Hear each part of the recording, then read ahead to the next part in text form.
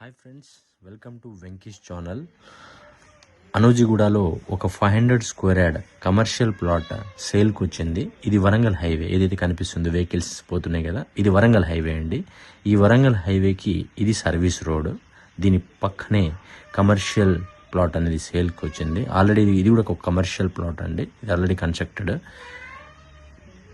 ఇదైతే కనిపిస్తుందో మీకు, ఇది దీని పక్కనే ఇప్పుడు ఈ ఓపెన్ ల్యాండ్ ఉంది కదండి, ఇది వచ్చేసి 500 స్క్వేర్ యార్డ్. దీని డైమెన్షన్ వచ్చేసి 50x90.